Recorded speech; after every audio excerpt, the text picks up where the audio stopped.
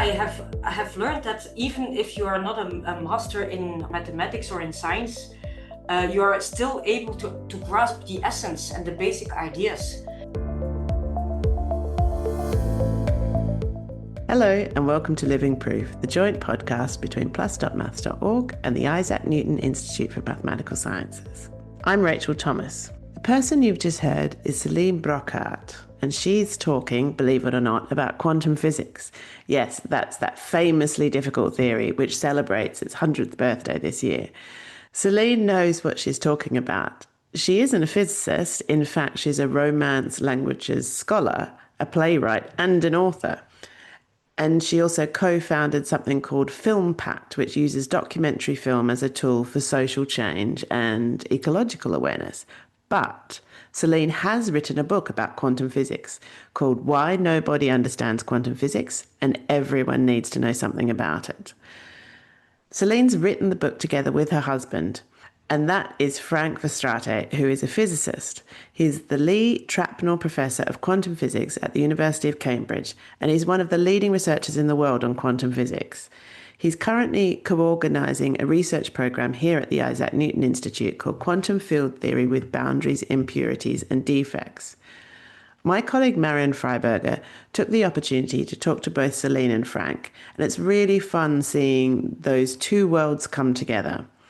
They chatted about what gave them the idea to write the book in the first place, what the experience of writing the book together was like, and particularly what their different perspectives brought to the project.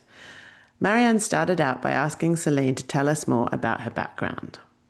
I am not a scientist at all, but have more an artistic, cultural background. I studied stage directing, so theater stage directing, and then languages, Italian, French, literature. And I worked mostly in theater for documentary films. And the main thread through all the things that I've done is trying to make difficult topics more accessible for a broader audience. That can be through theater, through books, through documentary film, or whatever, more an artistic, through artistic, creative ways, trying to make difficult topics more accessible. That's actually, in essence, what I do. And what kind of topics have you worked on before in the past? When I was working with documentary films, it was very broad range of topics. Could be unaccompanied minors, refugees, ecological aspects.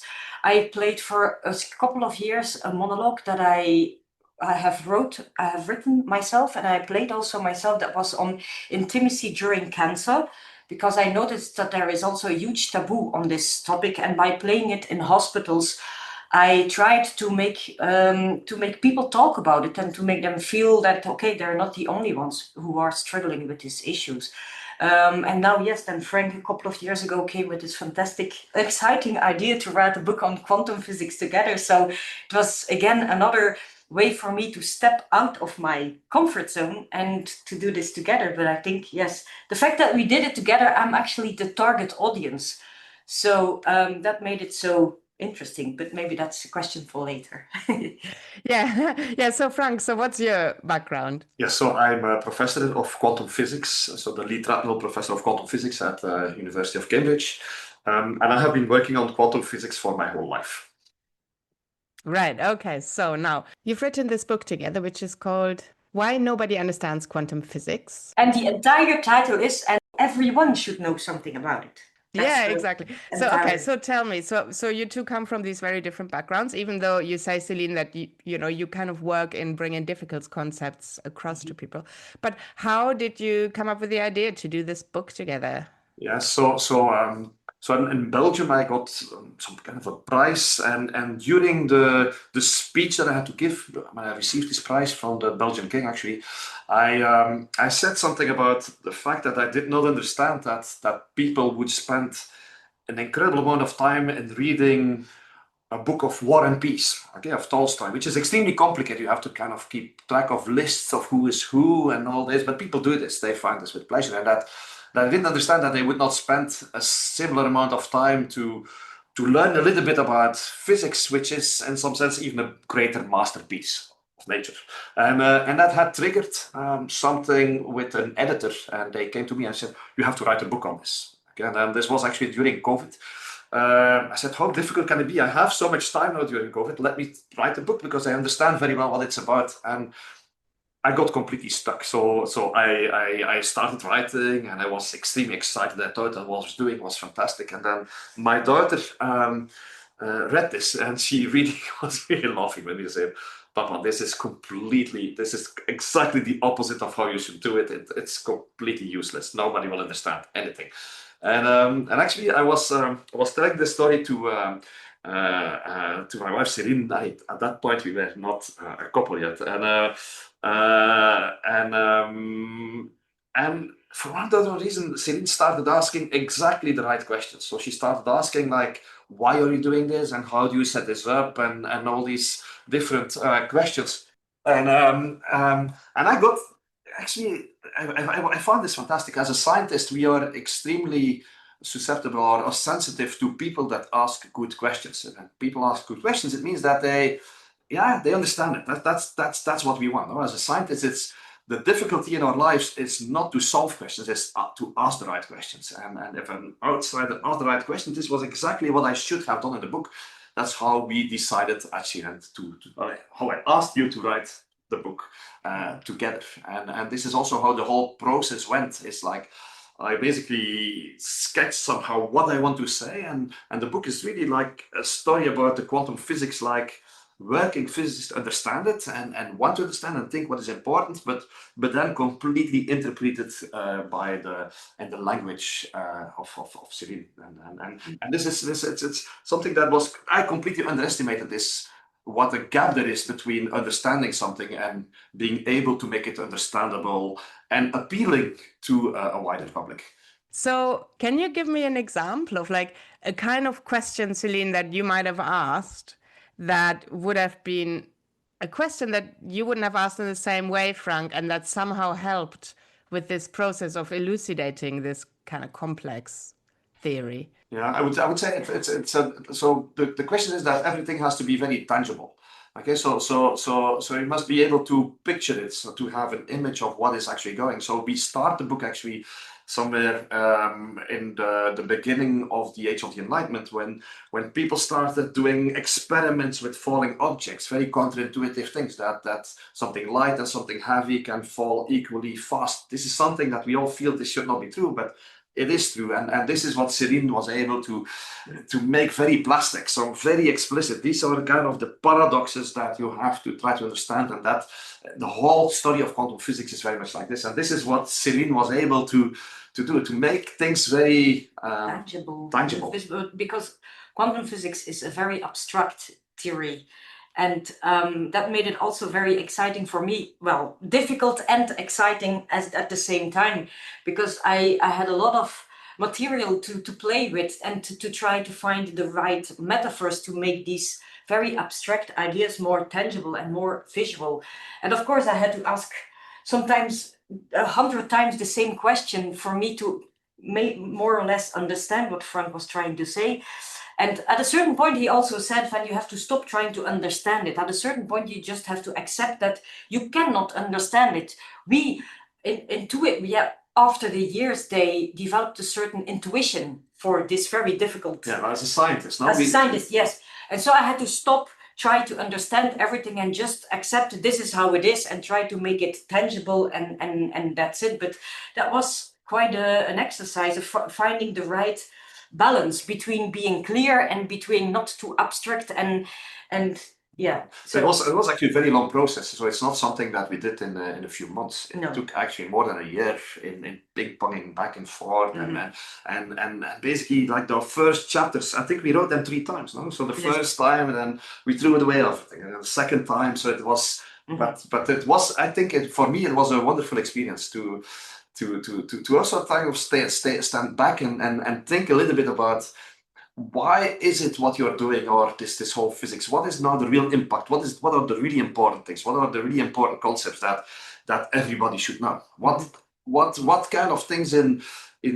quantum physics should everybody know, such that they would appreciate more the incredible beauty of this world. And this is the things that drive us. And that's why it's so important to work with somebody that is an outsider, like Céline says, to somebody that is the audience of the book, because the sensitivities of what we as scientists have are very different than what the general public has. If we write a book or a textbook, the primary goal is such that people would exactly understand everything we would say, and the students would be able to reproduce.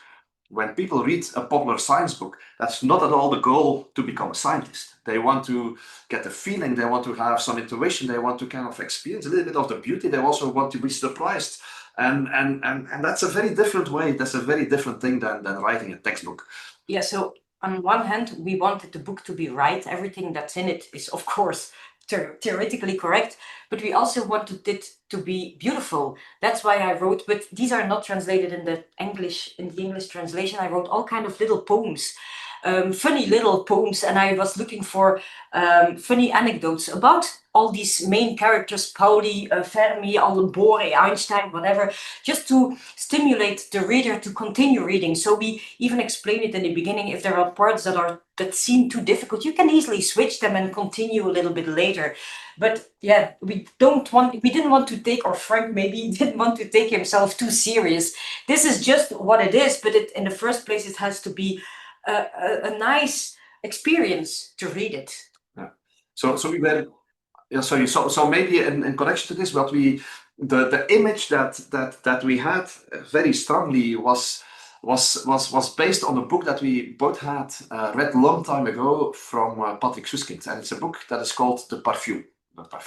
And it's a book that is about, okay, it's a story about some person that smells extremely well, but if you have read this book, suddenly there's a whole new world that opens. You smell things that you have never smelled before, and that was exactly a bit the goal that we had with this book. That a reader, even if it's not important that you fully follow everything or understand everything, but after you have read this book, that you will see things that you didn't see before. That there will kind of you will start asking questions about things that you never asked before.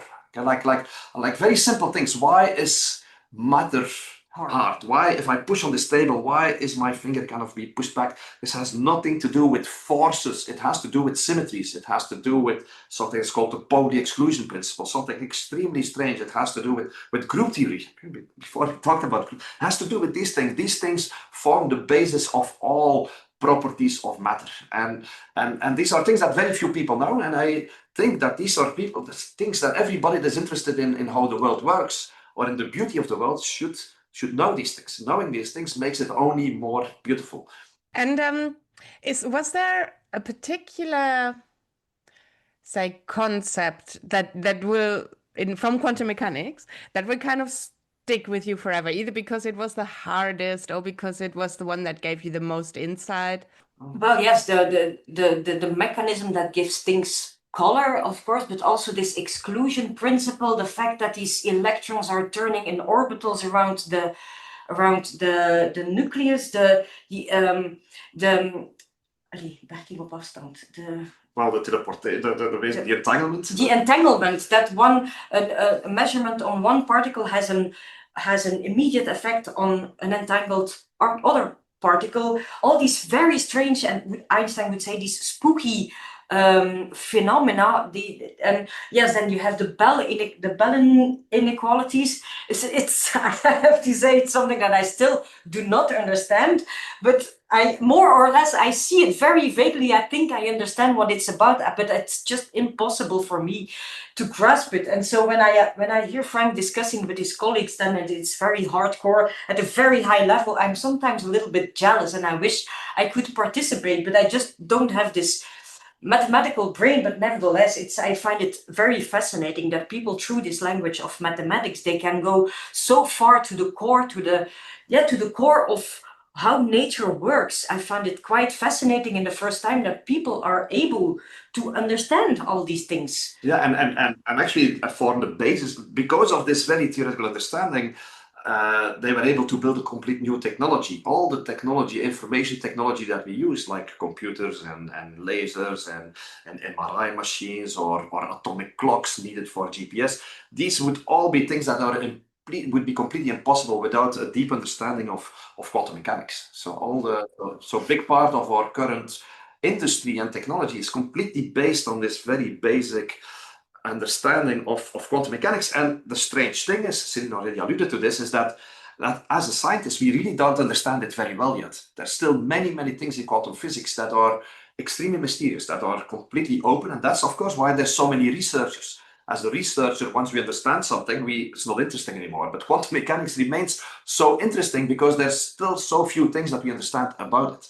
You know, what I also found very intriguing is to notice that when we go back to 1925, because that's the reason why we are celebrating 100 years of quantum physics, is in 25, both Schrödinger and Heisenberg found independently from each other this fundamental theory, which opened many, many doors, but that these theories were so completely different, but at the end eventually led to the same conclusions. These theories were found in completely different ways by asking different questions using different mathematics, but eventually they are fundamentally comparable. And I find it, and also related to that should they not have found these theories, somebody else would have found it, because it's so fundamentally important. And that's something totally different as in art. Should War and Peace never have been written by Tolstoy, it would not have existed. Nobody else could have written it. But it's completely different as with theories, because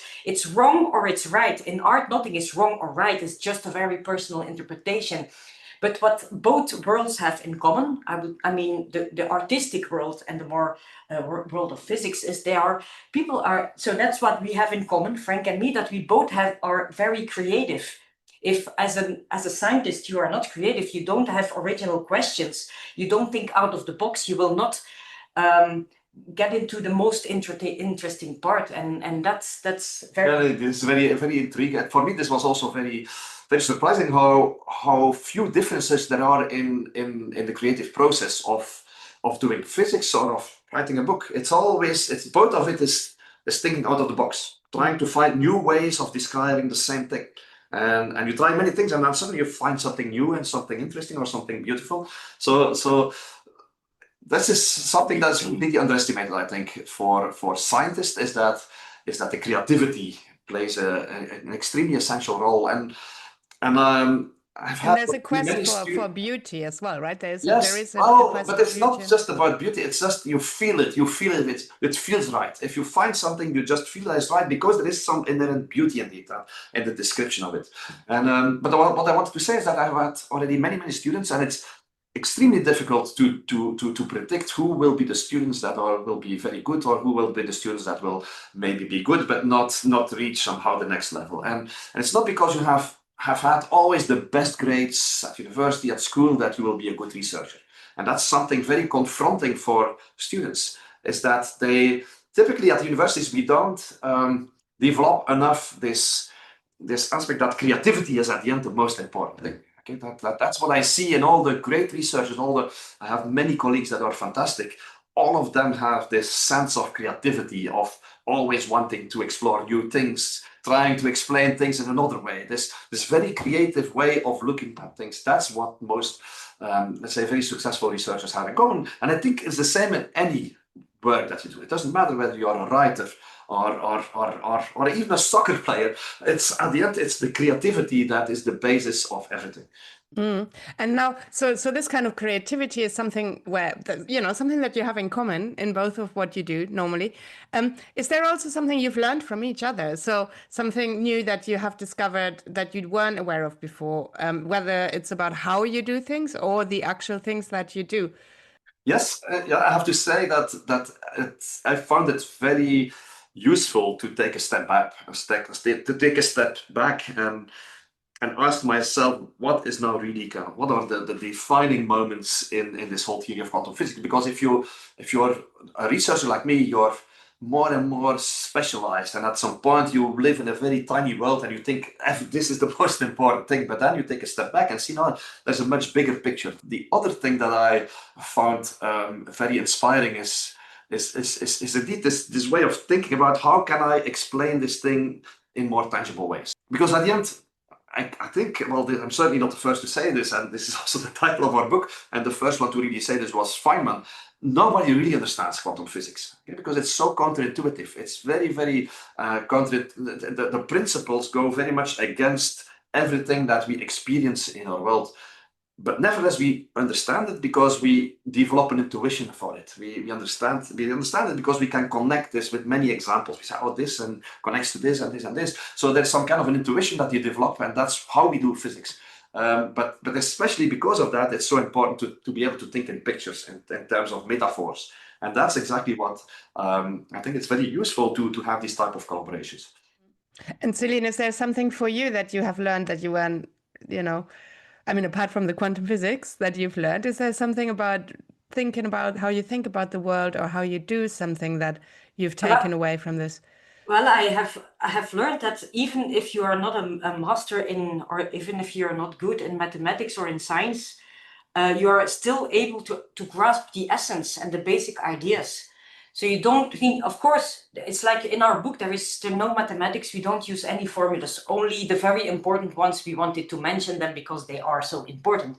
But even if without the mathematics, you can explain what it's about and how these ideas came about. And you can, and that's actually one of the main messages, that everybody is able to understand the basic ideas of it. The main reaction of people when you start talking about quantum physics is, too difficult, let it be, it's okay, whatever.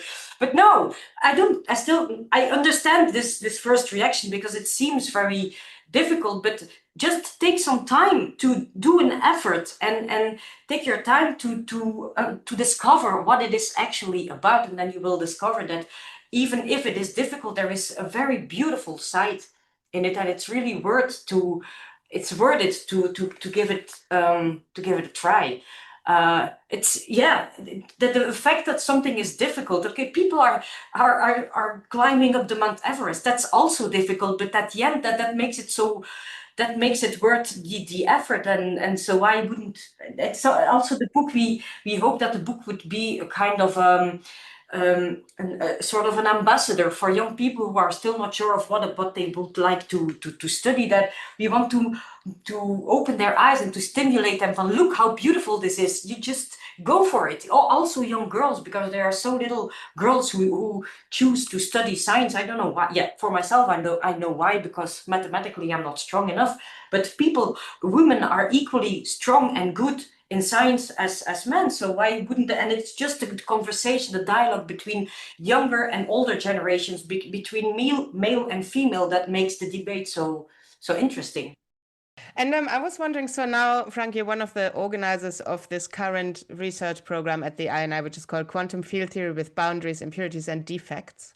And Céline, obviously, you are there now, so you can kind of get some insight into how the Newton Institute works. And as an outsider, what impression do you get? I'm very much charmed by the passion that these people are, the passion that drives them, and also by their integrity.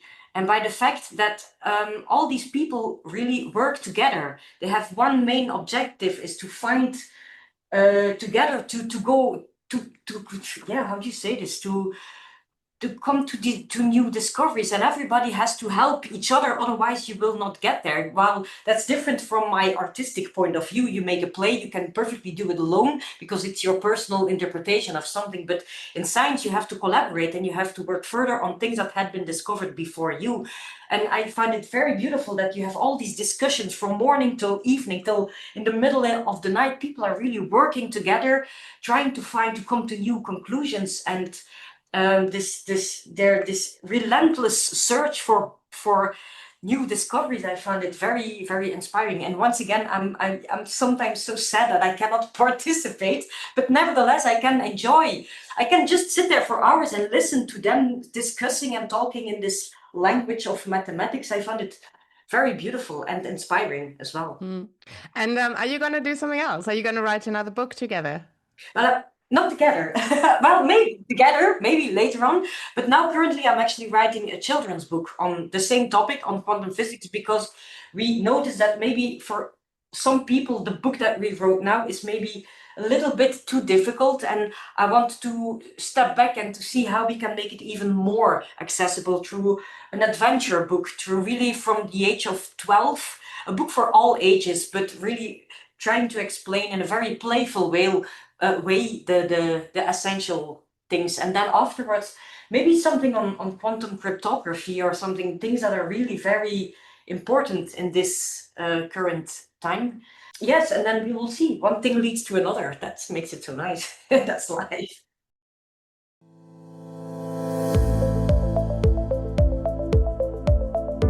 That's it for today's podcast, and we will put links to everything discussed in the podcast in the show notes for the episode, including information about Frank and Celine's book called Why Nobody Understands Quantum Physics, and that book is published by Macmillan. If you've enjoyed listening to today's podcast, please do think about recommending us to a friend, or you could rate and review it wherever you're listening. It really helps people find us. Thanks for listening, and bye for now.